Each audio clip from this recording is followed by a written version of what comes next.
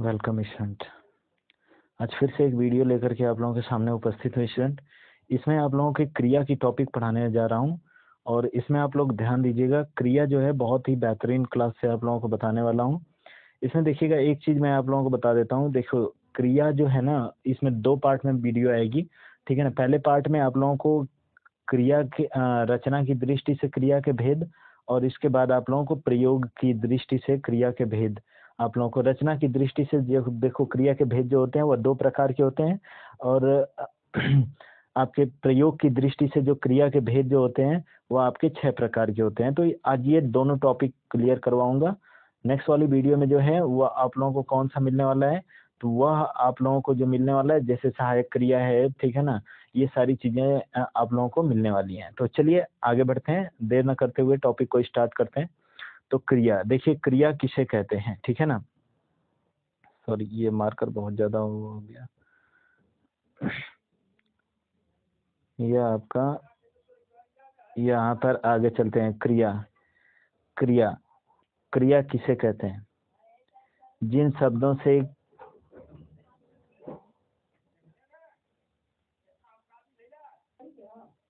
चलिएगा स्टूडेंट, क्रिया क्रिया देखते हैं। और इसमें देखिएगा, सबसे पहले चीज आ जाती है आप लोगों की पहले नंबर पे क्रिया। जिन शब्दों से किसी कार्य को करने या होने का बोध पाया जाता है तो उसे हम क्या कहते हैं? क्रिया। जैसे अगर किसी कार्य के करने या होने का बोध पाया जाता है तो उसे हम क्या कहते हैं? उसे क्रिया कहते हैं, ठीक है ना। अब चलिएगा आगे देखते हैं। तो आगे यहाँ पर आप लोगों का है रचना की दृष्टि से क्रिया के भेद। रचना की दृष्टि से क्रिया के भेद जो होते हैं वह दो प्रकार के होते हैं। कौन कौन से होते हैं? तो सकर्मक क्रिया होती है और अकर्मक क्रिया होती है, ठीक है ना। रचना की दृष्टि से देखो, क्रिया के भेद जो होते हैं वह दो प्रकार के होते हैं। कौन कौन से? सकर्मक क्रिया और अकर्मक क्रिया होती है। सकर्मक क्रिया किसे कहते हैं? तो जिन वाक्यों में कर्म होता है उसे क्या कहते हैं? सकर्मक क्रिया कहते हैं।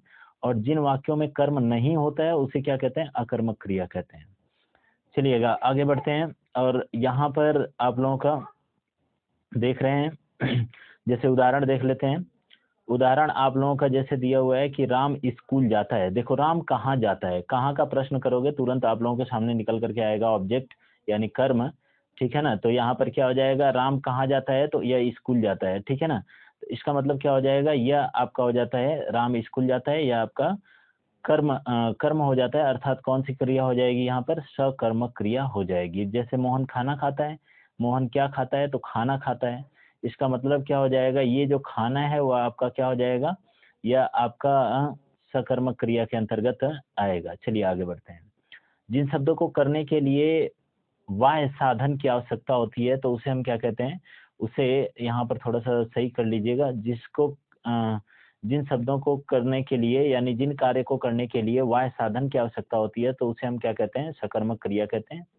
जैसे यहाँ पर देखिएगा, जैसे यहाँ पर पढ़ना, लिखना, सजाना, हंसना, रुलाना, पीना, खाना आदि, ये सारे के सारे किसके अंतर्गत आ जाएंगे? तो यह आपके सकर्मक क्रिया के अंतर्गत आ जाएंगे। चलिए आगे बढ़ते हैं। अकर्मक क्रिया। अकर्मक क्रिया क्या होता है स्टूडेंट?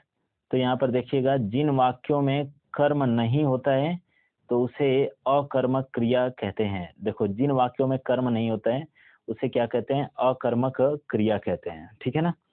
चलिएगा आगे बढ़ते हैं। अच्छा, जिन वाक्यों में दिख रहा होगा आप लोगों को कि जिन वाक्यों में कर्म नहीं होता है तो उसे क्या कहते हैं? उसे अकर्मक क्रिया कहते हैं।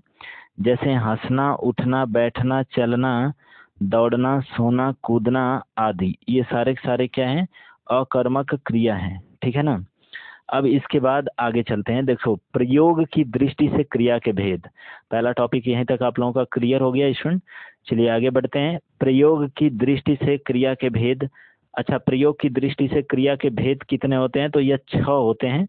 अच्छा, इसको स्टूडेंट थोड़ा सा मॉडिफाइड कर लीजिएगा, ये सही से ना टाइप नहीं हो पाया है। यहाँ पर होगा अनुकरणात्मक, ठीक है ना। यहाँ पर क्या होगा? अनुकरणात्मक, ठीक है ना। अनुकरणात्मक हो जाएगा, अनुकरणात्मक, ठीक है ना। अनुकरणात्मक, ये ऐसे लिखा जाएगा, अनुकरणात्मक क्रिया है।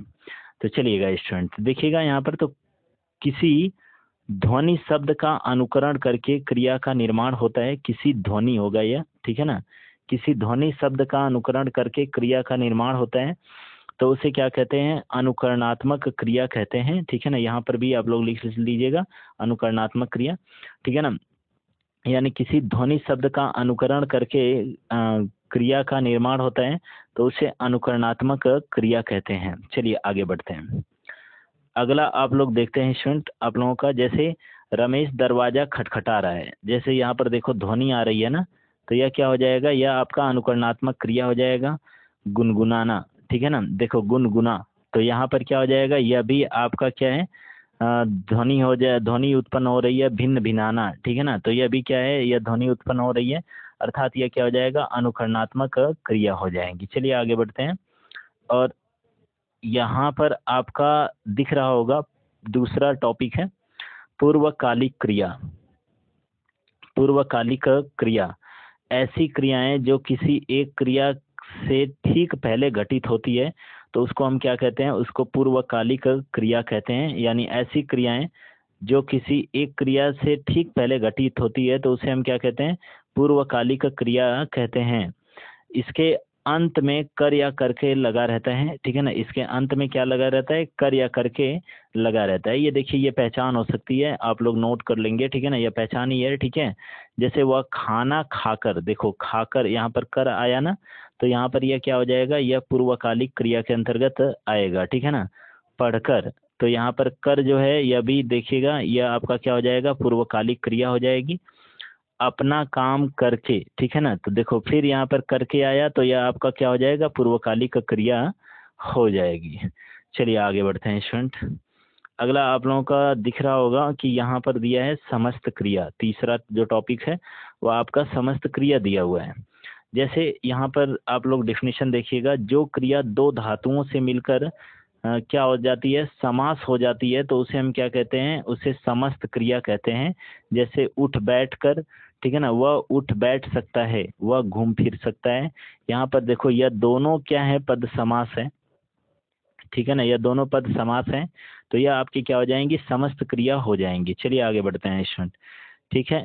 द्विकर्मक क्रिया। द्विकर्मक क्रिया क्या होता है, तो जिस क्रिया के दो कर्म होते हैं, कर्मा नहीं सॉरी कर्म, ठीक है ना, यहाँ पर कर्म कर लीजिएगा। जिस क्रिया के दो कर्म होते हैं तो उसे द्विकर्मक क्रिया कहते हैं। जिस क्रिया के दो कर्म होते हैं तो उसे द्विकर्मक क्रिया कहते हैं। जैसे माँ बच्चे को दूध पिलाती है, तो माँ बच्चे को क्या पिलाती है, तो दूध पिलाती है। देखो मैंने बोला ना कि क्या और किसे का प्रश्न करने से आप लोगों को ऑब्जेक्ट मिलेगा, तो देखो माँ बच्चे को दूध पिलाती है, ठीक है ना, उसने मुझे उधार दिया, ठीक है ना, माँ बच्चे को दूध पिलाती है, उसने मुझे क्या दिया, उधार दिया, उसने मुझे क्या दिया, उधार दिया। तो यह क्या हो जाएगा, इनमें दो दो कर्म का होना पाया जा रहा है, ठीक है ना। तो पहले तो माँ बच्चे को दूध पिलाती है, अच्छा माँ बच्चे को क्या पिलाती है, तो दूध पिलाती है। किसको पिलाती है, बच्चे को। तो देखो बच्चे और दूध दोनों यहाँ पे क्या है, कर्म है, तो यहाँ पर आपका क्या हो जाएगा, द्विकर्मक क्रिया हो जाएगी। चलिए आगे बढ़ते हैं। अगला आपका दिया हुआ है आप लोगों के सामने नाम धातु क्रिया। इसका निर्माण तीन चीजों से मिलकर होता है, संज्ञा, सर्वनाम और विशेषण से इसका क्या होता है, निर्माण होता है। जैसे अगर देखें तो यहाँ पर संज्ञा, सर्वनाम, विशेषण के उपरांत प्रत्यय लगाकर इनका निर्माण किया जाता है। जैसे देखो यहाँ पर ये कुछ इस प्रकार की क्रिया होती हैं कि हाथ से हथियाना, बात से बतियाना, गरम से गरमाना, और आपका क्या हो जाएगा, लात से लतियाना। ये सारी चीजें जो हैं यह आपको क्या हो जाएंगी, यह नाम धातु क्रिया के अंतर्गत आएंगी। चलिए आगे बढ़ते हैं, ठीक है ना, ध्यान से समझते रहिएगा, बाकी टॉपिक बहुत ही बेहतरीन होने वाली है, ठीक है ना। अच्छा गारी से गरियाना भी हो जाएगा, ठीक है ना, और बात से बतियाना तो दिख ही रहा है आप लोगों को।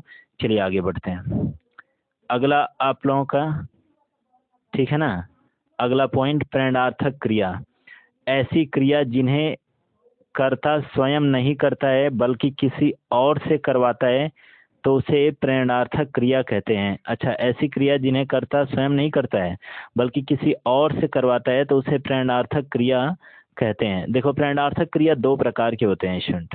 पहला जो होता है प्रथम प्रेरणार्थक क्रिया, जब कर्ता स्वयं कार्य करने में सम्मिलित होता है तो उसे प्रथम प्रेरणार्थक क्रिया कहते हैं। जैसे मैं उसे किताब मैं उसे किताब पढ़वाता हूँ, ठीक है ना। यहाँ पर देखो हो जाएगा स्टूडेंट, मैं उसे किताब पढ़वाता हूँ, ठीक है ना। क्या हो जाएगा,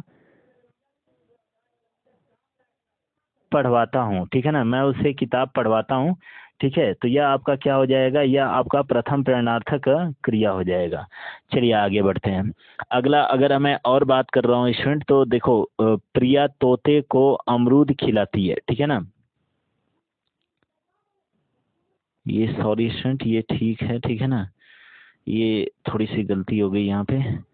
यह आपका क्या है, मैं उसे किताब पढ़ाता हूँ, ठीक है ना, पढ़ाता हूँ यहाँ पर होगा, ठीक है ना। तो मैं उसे किताब पढ़ाता हूँ होगा, ऐसे होगा, ठीक है ना, पढ़ाता, ठीक है ना, मैं उसे किताब पढ़ाता हूँ। तो यह आपका क्या हो जाएगा, यह प्रथम प्रेरणार्थक के क्रिया हो जाएगी, ठीक है ना। जैसे यहाँ पर दिया भी है कि जब कर्ता स्वयं कार्य करने में सम्मिलित होता है तो उसे क्या कहते हैं, उसे प्रेरणार्थक क्रिया कहते हैं, प्रथम प्रेरणार्थक क्रिया कहते हैं। चलिए आगे देखते हैं। दूसरा दूसरा आपका दिया हुआ है द्वितीय प्रेरणार्थक क्रिया। जब कर्ता, ठीक है ना, हो ये फिर गड़बड़ हुआ है यहाँ से यहाँ तक। जब कर्ता, ठीक है ना, ये आज मिसप्रिंट हो रहा है, स्टूडेंट बहुत ज़्यादा मिसप्रिंट हो गया है, कोई बात नहीं है, मैं बोल देता हूँ, ठीक है ना। जब कर्ता स्वयं कार्य न करके किसी दूसरे के कार्य करने की प्रेरणा देता है, किसी दूसरे को कार्य करने की प्रेरणा देता है, तो उसे क्या कहते हैं, उसे द्वितीय प्रेरणार्थक क्रिया कहते हैं। जैसे यहाँ पर होगा स्टूडेंट, ठीक है ना, यहाँ पर क्या हो जाएगा, तो यहाँ पर हो जाएगा कि मैं उससे किताब पढ़वाता हूँ, ठीक है ना। नौ रमेश नौकर से कपड़े धुलवाता है, ठीक है ना, रमेश नौकर से कपड़े धुलवाता है। तो यह आपका क्या हो जाएगा, द्वितीय प्रेरणार्थक क्रिया हो जाएंगी। आज के लिए इतना ही स्टूडेंट, मिलते हैं नेक्स्ट वीडियो में, तब तक के लिए धन्यवाद स्टूडेंट। और चैनल को सब्सक्राइब कर दीजिएगा, वीडियो को लाइक कर दीजिएगा। मिलते हैं नेक्स्ट वीडियो में, तब तक के लिए धन्यवाद।